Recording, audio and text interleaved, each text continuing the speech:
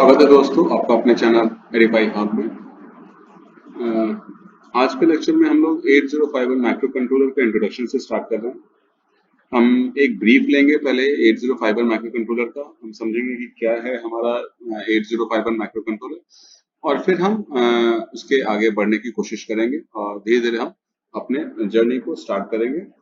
लेकिन पहले कि हम माइक्रो कंट्रोलर के डीप में जाएं, माइक्रो कंट्रोलर के बारे में डिटेल में पढ़ें, लेकिन उससे पहले जरूरत है हमें ये समझने का कि आखिर ये पहले माइक्रो कंट्रोलर है क्या, और दूसरी बात कि 8051 माइक्रो कंट्रोलर और 8085 माइक्रो प्रोसेसर में डिफरेंसेस क्या है। तो हमारा आज का जो लेक्चर रहेगा मूलतः इसी पे बेस्ड रहेगा, जिसमें हम डिफरेंसेस को चेक करेंगे माइक्रो कंट्रोलर के, माइक्रो प्रोसेसर के, और फिर हम माइक्रो कंट्रोलर के बारे में जानेंगे, उसके ब्लॉक डायग्राम के बारे में जानेंगे, उसके डिफरेंट आर्किटेक्चर के बारे में जानेंगे। तो चलिए शुरू करते हैं आज का लेक्चर विथ 8051 माइक्रो प्रोसेसर। तो जैसा हम लोग जानते हैं कि 8051 माइक्रो कंट्रोलर जो है वो एक माइक्रो कंप्यूटर बोला जा सकता है, जिसमें हम सारा काम कर सकते हैं या जिसके थ्रू हम सारा कामों को मदद ले सकते हैं, चाहे वो किसी प्रकार का भी काम हो। 8051 माइक्रो प्रोसेसर जो है, सॉरी 8051 माइक्रो कंट्रोलर जो है वो आप अपने दिनचर्या के मामूली चीजों में आप उसको पा सकते हैं।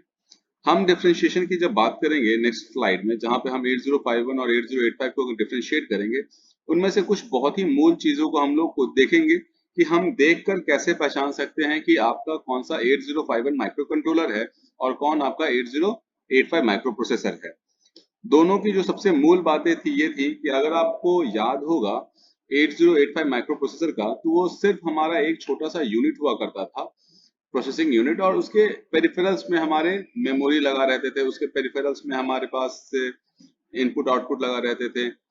लेकिन जब हम 8051 माइक्रो कंट्रोलर की बात करते हैं तो इन सभी चीजों को जो कि एक माइक्रो प्रोसेसर बनाने में काम आते थे, जैसे मेमोरी, आईओ डिवाइसेस, ये जो अलग अलग हुआ करते थे, इन सबको उठाकर हम अगर एक चिप पर, फिर से सुनिएगा, अगर हम अपने रैम, रोम, मेमोरी, अपने प्रोसेसर और अपने जितने भी टाइमर्स, अपने काउंटर्स, जितने भी चीज होते हैं, अगर उन सभी चीजों को अगर हम एक सिंगल चिप पे एम्बेड कर दें या उसी के ऊपर हम उसको बना दें, ये कंबाइन करके उसको हम उस एक सिंगल चिप पे रख सकते हैं, तो उस सिंगल चिप को हम बोलते हैं कि वो एक मेरा माइक्रो कंट्रोलर है, ना कि प्रोसेसर। प्रोसेसर में क्या है, तो प्रोसेसर में सारी चीजें अलग अलग होती हैं और हमको बस आर्किटेक्चर के थ्रू उनको कनेक्ट करना होता है। लेकिन कंट्रोलर में क्या होता है कि वो सारी चीजें जो प्रोसेसर में अलग अलग रहती हैं, जैसे आपका प्रोसेसर हो गया, मेमोरी हो गया, कम्युनिकेशन पोर्ट्स हो गए, इनपुट आउटपुट हो गए, टाइमर हो गया, ये सब चीज मेरा प्रोसेसर में अलग अलग रहता है। लेकिन अगर इन सबको एकत्रित करके अगर एक चिप के ऊपर हम एम्बेड कर देते हैं, तो हम कहते हैं कि वो एक मेरा माइक्रो कंट्रोलर बन चुका है। तो 8051 माइक्रो कंट्रोलर जो है वो 1981 में सबसे पहली बार बनाया गया था इंटेल कंपनी के द्वारा। ये एक 8 बिट का कंट्रोलर होता है जिसके ऊपर 40 पिन होते हैं। जैसा हमने प्रोसेसर में देखा था हूबहू ये भी वही हाल है, बस अंतर है वही आपके रैम और रोम में, और इसके साथ इसमें जो एक्स्ट्रा फीचर मिलता है हमको वो टाइमर का मिलता है, जो कि आपको प्रोसेसर में टाइमर नहीं मिलता है। टाइमर या काउंटर हमको प्रोसेसर में साथ में नहीं मिलता है, कंट्रोलर में वो आपको साथ में मिल जाता है। तो 8051 माइक्रो कंट्रोलर में 4 केबी का रोम लगा रहता है और 128 बाइट का आपका रैम लगा रहता है। इसी के साथ इसके पास दो 16 बिट के टाइमर होते हैं, जो हम देखेंगे कि टाइमर क्या काम करता है और कैसे काम करता है। टाइमर या फिर काउंटर भी हम जब जानते हैं कि काउंटर भी हमारे पास लगा रहता है। और सबसे मूल बात अगर हम यहाँ पर देखना चाहें तो 8051 माइक्रो कंट्रोलर में आपके पास, जैसे कि हमारे पास वहां बस था, बस कौन कौन से थे हमारे पास, हमारे पास बस थे address bus, data bus, control bus. उसी प्रकार से हम जब, और वहां पे जब हम आर्किटेक्चर का पिन बात किए थे, तो हमारा हमने नोटिस किया था कि मूलतः यही 3 बसेस के अलग अलग पिन के स्ट्रक्चर होते हैं, जिन्होंने हम लोगों ने बांटा था कि हमारा कंट्रोल बस का पिन्स हैं, ये हमारा एड्रेसिंग पिन्स हैं, ये हमारे इन डेटा के पिन्स हैं। तो उसी प्रकार से माइक्रो कंट्रोलर में जो है टोटल 40 पिन को अगर देखा जाए तो उनको 4 हिस्सों में 8-8 बिट के पोर्ट के तौर पे बांट दिया जाता है, जिसको हम लोग यहाँ पर पोर्ट के हिसाब से समझते हैं, उनके पिंस के हम लोग कॉन्फ़िगरेशन समझते हैं पोर्ट के हिसाब से। हमारे पास 4 पोर्ट रहता है, port P0, P1, P2 and P3। इसको हम आगे आने वाले लेक्चर्स में जरूर देखेंगे। तो बेसिकली अगर अब हम डिफरेंशिएट करना चाहें तो हम बहुत प्यार से डिफरेंशिएट कर सकते हैं अपने 8051 माइक्रो कंट्रोलर और 8085 माइक्रो प्रोसेसर को। तो डिफरेंसेस, अगर हम डिफरेंसेस देखें तो सबसे पहले क्या हुआ, माइक्रो कंट्रोलर का बात है तो microcontroller are used to execute a single task within an application. ठीक है, वो सिर्फ एक ही काम करने के लिए होता है जो होता है आपका माइक्रो कंट्रोलर। पर वहीं पर माइक्रो प्रोसेसर जो है वो बड़े बड़े एप्लीकेशंस पे भी रन कर सकता है। ठीक, उसके बाद it is design and hardware cost is low. ठीक, क्योंकि वो सिंगल चिप पे आ रहा है तो ऑब्वियस है कि उसकी हार्डवेयर और डिजाइनिंग भी आपकी लो रहेगी। लेकिन माइक्रो प्रोसेसर क्या है, क्योंकि वो डिफरेंट डिफरेंट कंपोनेंट से मिलकर बनता है तो उनका जो हार्डवेयर कॉस्ट है, डिजाइनिंग कॉस्ट है, वो थोड़ा सा ज्यादा रहता है। माइक्रो प्रोसेसर अगर खराब हो गया तो आपको पूरा मेहनत करना पड़ेगा, लेकिन अगर माइक्रो कंट्रोलर खराब हो गया तो वो बहुत ही इजिली रिप्लेसेबल हो सकता है। और सबसे इंपॉर्टेंट पॉइंट अगर हम बात करेंगे तो वो आपका लास्ट वाला पॉइंट है, जिसमें हम लोग ये लिखा है कि it consist of CPU, RAM, ROM and IO ports. ये सबसे इंपॉर्टेंट पॉइंट है आपके माइक्रो कंट्रोलर के रिस्पेक्ट में, जहां पर अगर हम ऐसा बोलना चाहें कि अगर आपका माइक्रो प्रोसेसर जो था कुछ इस प्रकार से माइक्रो प्रोसेसर हुआ करता था, ये हो गया आपका माइक्रो प्रोसेसर, ये हो गई आपकी मेमोरी, ये हो गया आपका आईओ, और यहाँ से हम लोग बस आर्किटेक्चर के थ्रू इन सबको अटैच किया करते थे। याद है, ये होगी आपकी मेमोरी और ये हो गया आपका आईओ। तो ये था आपका माइक्रो प्रोसेसर। ये क्या था कि माइक्रो प्रोसेसर अलग है, मेमोरी अलग है, इनपुट आउटपुट अलग है, और अगर इन सबको हम अगर जोड़ के और अगर हम एक चिप के ऊपर हम प्लेस कर दें और साथ ही में हम यहाँ पर एक काउंटर डाल दें या हम कहते हैं टाइमर डाल दें और इनके इनके आपस में बातचीत करा दिया जाए, तो हम इसको बोलेंगे कि ये मेरा माइक्रो कंट्रोलर है। तो अब उम्मीद है कि आपको समझ में आ रहा होगा कि माइक्रो प्रोसेसर जो अलग अलग पार्ट से अलग अलग पेरिफेरल्स पे जो इंटरकनेक्टेड रहते हैं उनको हम माइक्रो प्रोसेसर कहते हैं। लेकिन अगर उन्हीं सब पार्ट्स को, इसी सब पार्ट्स को अगर हम एक साथ जोड़कर एक सिंगल चिप के ऊपर हम डाल दें, हम उसको बोलेंगे माइक्रो कंट्रोलर। चलिए आगे हम देखते हैं। तो आगे हम देखेंगे टाइप्स ऑफ माइक्रो कंट्रोलर। तो बेसिकली हम बिट के ऑपरेशन के बेसिस पे हम माइक्रो कंट्रोलर को डिवाइड कर सकते हैं, साथ ही साथ हम मेमोरी के बेसिस पे माइक्रो कंट्रोलर डिवाइड कर सकते हैं, आर्किटेक्चर के बेसिस पे माइक्रो कंट्रोलर डिवाइड कर सकते हैं, और बिट्स के इंस्ट्रक्शन सेट के हिसाब से हम माइक्रो कंट्रोलर को डिवाइड कर सकते हैं। तो हम जो डिवाइड करेंगे अभी हम सिर्फ दो चीज का पढ़ेंगे, एक तो पढ़ेंगे हम बिट्स के हिसाब से और दूसरा पढ़ेंगे हम आर्किटेक्चर के हिसाब से। तो आपके सामने जो स्क्रीन पे दिख रहा है ये आपको 8 bit micro controller, 16 bit micro controller और 32 बिट माइक्रो कंट्रोलर के बारे में बताया गया है। तो अगर बिट के हिसाब से हम अगर माइक्रो कंट्रोलर के टाइप्स देखना चाहें तो हम देख सकते हैं कि माइक्रो कंट्रोलर को हम 3 हिस्सों में तोड़ सकते हैं, 8 बिट, 16 बिट एंड 32 बिट। ये 8 बिट, 16 बिट, 32 बिट बेसिकली उसके ऑपरेटिंग रेंज के बारे में बात करती है, कि उसकी ऑपरेटिंग कैपेसिटी के बारे में बात करती है, कि वो डेटा कितने ज्यादा डेटास को, कितने ज्यादा बाइट्स के डेटास को वो एग्जीक्यूशन और परफॉर्मेंस के लिए यूज कर सकती है। और एग्जीक्यूशन और परफॉर्मेंस क्या होता है, तो वो होता है आपका अर्थमेटिक और लॉजिक ऑपरेशन, जैसे कि एडिशन हो गया, मल्टीप्लिकेशन हो गया, डिवीजन हो गया, ये तमाम चीजें जो हैं ये सब हमारे अर्थमेटिक ऑपरेशंस में आते हैं। तो इन ऑपरेशंस को डेटा को रिसीव करने में या ऑपरेट प्रोसेस करने में या तो आउटपुट देने में कितने बिट का सहमति या कितने बिट का क्षमता है आपके माइक्रो कंट्रोलर के पास, ये आपको बताता है वो किस टाइप का माइक्रो कंट्रोलर है। अगर आपका माइक्रो कंट्रोलर 8 बिट के डेटा को प्रोसेस कर सकता है, रिट्राइव कर इनपुट ले सकता है, प्रोसेस कर सकता है और आउटपुट दे सकता है, तो हम उसको बोलते हैं मेरा 8 बिट का प्रोसेसर है। जैसे वो मेरा 8 बिट का 8085 माइक्रो प्रोसेसर हुआ करता था, उसी प्रकार से 16 बिट जो 8086 माइक्रो प्रोसेसर है, और 32 बिट या 64 बिट जो भी हमारा भी लेटेस्ट चल रहा है। दूसरा आता है आपका आर्किटेक्चर के बेसिस पर। तो आर्किटेक्चर के बेसिस पे हम देखें तो बेसिकली हम दो फॉर्मेट में तोड़ सकते हैं, एक सिस्क आर्किटेक्चर कहलाता है और दूसरा रिस्क आर्किटेक्चर कहलाता है। सिस्क आर्किटेक्चर का फुल फॉर्म होता है कॉम्प्लेक्स इंस्ट्रक्शन सेट कंप्यूटर, और रिस्क का होता है रिड्यूस्ड इंस्ट्रक्शन सेट कंप्यूटर। इन दोनों इंस्ट्रक्शन में जो सबसे मूल बातें आपको समझने वाली चीज होंगी कि सिस्क जो है यहाँ पे मैंने बहुत कम लिखा हुआ है, it allows the user to insert a single instruction as an alternative to many instruction. कि सिस्क आर्किटेक्चर जो होता है आपका, सिस्क आर्किटेक्चर में इसमें क्या होता है कि आपके मल्टीपल इंस्ट्रक्शंस को, ध्यान दीजिएगा, मल्टीपल इंस्ट्रक्शन को कन्वर्ट कर दिया जाता है सिंगल इंस्ट्रक्शन में काम करने के लिए, सिंगल इंस्ट्रक्शन में काम करने के लिए। तो अब आपके पास मान लीजिए कि 4-5 लाइन का इंस्ट्रक्शन था, अगर आप उसको कन्वर्ट करके एक सिंगल लाइन में करते हैं तो ऑब्वियसली ये 4-5 लाइन की कैरेक्टरिस्टिक वो सिंगल लाइन में जाएगी। तो इसका जो बिहेवियर यहाँ पे सिंपल हुआ करता था, अब यहाँ पे वो क्या हो जाएगा, वो ऑब्वियस है कि वो कॉम्प्लेक्स इन नेचर हो जाएगा।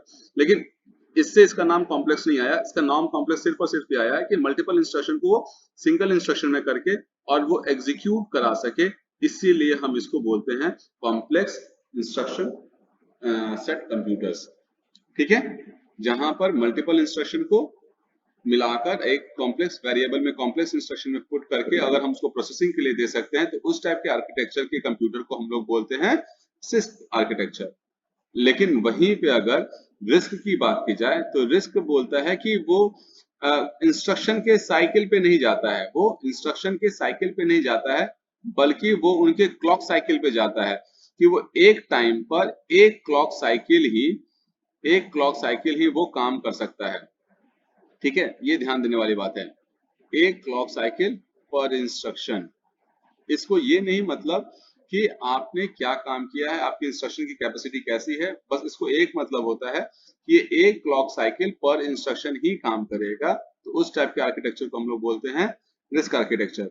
सिस्क आर्किटेक्चर में ये कंसेप्ट लागू नहीं होता है। सिस्क आर्किटेक्चर ये नहीं देखता है कि उसको एक क्लॉक साइकिल पर इंस्ट्रक्शन चाहिए, उसको एक ही साइकिल में कहानी खत्म करना होता है, उसको एक ही बार में पूरा का पूरा इंस्ट्रक्शन को कंप्लीट करना होता है। दैट इज व्हाई वहां पर 3-4 इंस्ट्रक्शन, मल्टीपल इंस्ट्रक्शन को कन्वर्ट कर दिया जाता है into a single complex instruction. That is why it is known as complex instruction set computers. और वही रिस्क आर्किटेक्चर में वो सिर्फ इस बात के ध्यान देता है कि एक क्लॉक साइकिल पर इंस्ट्रक्शन का एग्जीक्यूशन हो। ठीक है, तो अब आपको रिस्क और सिस्क में बस इतना ध्यान देना है कि रिस्क बात करता है वन इंस्ट्रक्शन पर क्लॉक साइकिल, वहीं पर सिस्क आर्किटेक्चर की बात करता है कि सिंगल इंस्ट्रक्शन, मल्टीपल इंस्ट्रक्शन को हम कन्वर्ट कर सकते हैं इनटू अ सिंगल इंस्ट्रक्शन, ताकि उसको हम कॉम्प्लेक्स, अगर उसको बहुत ही लेमैन लैंग्वेज में समझना है, बहुत ही साधारण शब्दों में समझना है, तो बस इस चीज का ध्यान रखना कि सिस्क आर्किटेक्चर कॉम्प्लेक्स है। तो कॉम्प्लेक्स कैसे किया जा सकता है, तो बहुत सारी चीजों को घोल मट्ठा करके और एक चीज को अगर हम फॉर्म कर देंगे तो वो कॉम्प्लेक्स हो गया। ठीक है, अगर हम सरल चीजों को बहुत ही घुमा घुमा के बात करें तो वो मेरा कॉम्प्लेक्स हो गया। आपको एक चीज का ध्यान देना है रिस्क और सिस्क आर्किटेक्चर में, कि रिस्क आर्किटेक्चर वो क्लॉक साइकिल के बारे में बात करता है, वही सिस्क आर्किटेक्चर सिंगल इंस्ट्रक्शन के बारे में बात करता है। अब हम एप्लीकेशन ऑफ माइक्रो कंट्रोलर्स की बात करते हैं। तो जब हम एप्लीकेशन ऑफ माइक्रो कंट्रोलर की बात कर रहे हैं, तो आप छोटी मोटी जो भी आपके आसपास की चीजें हैं, आप हर जगह अपने आसपास एक माइक्रो कंट्रोलर देखेंगे, चाहे वो आपके टीवी का रिमोट हो, आपके माइक्रोवेव हो, आपके एलडीआर सेंसर्स के साथ काम करने वाला कोई भी चीज हो, आपके फायर डिटेक्शन हो, आपके इलेक्ट्रॉनिक वोल्ट मीटर हो जो आपको आपने अपने घर के बाहर में लगा रखा है, आपकी एनर्जी मीटर के साथ जो लगी हुई है, या कोई भी और सेफ्टी डिवाइसेस हैं, टेम्परेचर सेंसिंग कंट्रोलर डिवाइसेस हैं, कुछ भी। अगर आपके आसपास, अगर आपका टीवी का रिमोट या एसी का रिमोट है, तो उसमें भी आपके पास एक माइक्रो कंट्रोलर लगा हुआ है। तो माइक्रो कंट्रोलर का जब हम एप्लीकेशन देखेंगे तो बहुत ही ज्यादा वास्ट है। हर एक छोटे से बड़े चीज में एक माइक्रो कंट्रोलर लगा हुआ रहता है, और खासकर हर एक छोटे चीज में जो इलेक्ट्रॉनिक है, हम ऐसे उसकी बात कर सकते हैं, हर एक छोटे से चीज में जिसमें इलेक्ट्रॉनिक्स इन्वॉल्व है, जिसमें कोई मेमोरी इन्वॉल्व है, या किसी में, या जिसमें कोई प्रोसेसिंग इन्वॉल्व है। अब आप समझ सकते हो कि प्रोसेसिंग क्या हो रही है। अगर आप रिमोट से टीवी में आपको कोई चैनल देखना है, तो आप वहां पे कोई नंबर प्रेस करते हो, और वो नंबर प्रेस करते ही क्या होता है, तो वो नंबर प्रेस करते ही क्या होता है कि एक चैनल लग जाता है। इसका मतलब कोई ना कोई इसमें सिग्नल प्रोसेस हुआ होगा और एक रह गया होगा, जिससे आपका काम बन जा रहा है। तो इन जनरल देखा जाए बाबू, तो जितने भी आपके आसपास जितना भी इलेक्ट्रॉनिक गैजेट है जो किसी भी डेटा को या किसी टाइप के डेटा को प्रोसेस करके कोई आउटपुट प्रोवाइड कर रहा है, उन सभी जगह आपका माइक्रो कंट्रोलर लगा हुआ है। अब ये आपकी जिम्मेवारी है कि नेक्स्ट क्लास में जो भी हम लेक्चर लेंगे उससे पहले आप डिफरेंशिएट करके रखें कि किस किस चीजों में माइक्रो कंट्रोलर लगा हुआ है और किस किस चीजों में माइक्रो प्रोसेसर लगा हुआ है। बस ध्यान देना कि प्रोसेसर वहां लगता है जहां पे लार्ज ऑपरेशन हो, लार्ज प्रोग्रामिंग लगा हुआ है, लार्ज कैलकुलेशन लगा हुआ है, सिर्फ उन्हीं जगहों में हम लोग प्रोसेसर का इम्प्लीमेंटेशन करते हैं। और जहां पे छोटे प्रोग्रामिंग है, छोटे कंसेप्ट हैं, छोटे ऑपरेशंस हैं, वहां पे हम कंट्रोलर का एप्लीकेशन करते हैं। बस इस चीज को आपको हमेशा ध्यान रखना है कि आप घबराइए नहीं कि माइक्रो कंट्रोलर कहाँ लग सकता है और माइक्रो प्रोसेसर कहाँ लग सकता है।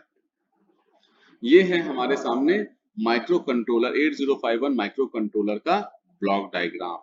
अब इसमें हम देखेंगे तो आप याद करो कि आपका ब्लॉक डायग्राम माइक्रो प्रोसेसर का कैसा हुआ करता था और यहाँ पे देखते हैं कि हमारा माइक्रो कंट्रोलर का ब्लॉक डायग्राम कैसा हुआ।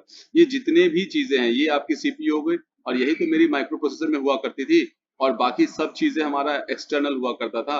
अब यहाँ पे देखो ये सब चीजें एक ही बोर्ड पे लगी हुई है। यहाँ पे आपका क्रिस्टल लगा हुआ है, दैट इज ऑसिलेटर। जनरली इसकी फ्रीक्वेंसी रेंज जो होती है दैट इज 12 मेगाहर्ट्ज। ठीक है, ये आपका ऑन चिप रोम है, याद रखिएगा ऑन चिप, ऑफ चिप नहीं है। ऑन चिप रैम हो गया यहाँ पर। ये आपके दो टाइमर्स हैं, ये बेसिकली आपके दो टाइमर्स हैं जो आपको माइक्रो प्रोसेसर में नहीं मिलते थे। आप वहां पे सीरियल कम्युनिकेशन के लिए क्या यूज करते थे, हमारा सीरियल कम्युनिकेशन एक्सटीरियर हुआ करता था, याद करिए। यहाँ पे इंटीरियर है। हमारे पास एड्रेस और डेटा बस हुआ करता था, यहाँ पे उनका नाम बदल दिया गया है and they are the 4 IO ports. और ये पोर्ट्स कौन होते हैं, P0 होते हैं, P1 होते हैं, P2 होते हैं, P3 होते हैं। और ये सब कितने बिट के होते हैं, ये पूरे के पूरे 8 बिट के होते हैं। तो अगर हमको एक बिट, एक पोर्ट का अगर हमको लिखना हुआ कि कितने सारे हो सकते हैं, हम उनको लिखने का तरीका होता है पोर्ट 0 का बिट 0, पोर्ट 0 का बिट 1 और इस तरह करते करते पोर्ट 0 का बिट 8 दैट इज 7। क्लियर। तो ये एक तरीका होता है आपको पोर्ट्स को लिखने का, उनको डिफाइन करने का। ये पोर्ट 0 का पिन 0, पोर्ट 0 का पिन 1 एंड पोर्ट 0 का पिन 7। इस तरह से टोटल आपके पास 8 पिन्स हो गए और 8 pins is equals to 8 bit of information.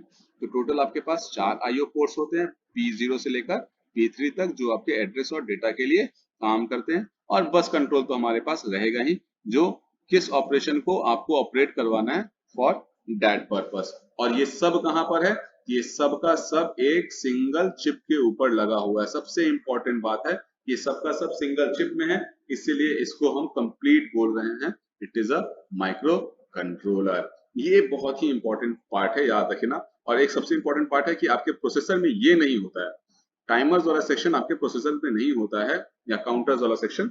ये कंट्रोलर की खासियत है और कंट्रोलर इसी के लिए जाना भी जाता है। तो ये एक आपको कंट्रोलर के लिए जुदा करता है और दूसरा जुदा क्या करता है कि इन सब के ऑन चिप जो सेक्शन है, ऑन चिप रैम है, ऑन चिप रोम है, आपके पोर्ट्स हैं, सीरियल कम्युनिकेशन पोर्ट्स हैं, ये सब आपके पास प्रोसेसर में अलग अलग हुआ करता था। और कंट्रोलर में क्या है, इन सब को हमने एक साथ जोड़ दिया है। जहां आपका सीपीयू भी है वहीं पे आपके सारे पेरिफेरल डिवाइसेस भी हैं। तो आज के क्लास के लिए हम बस इतना ही रखते हैं।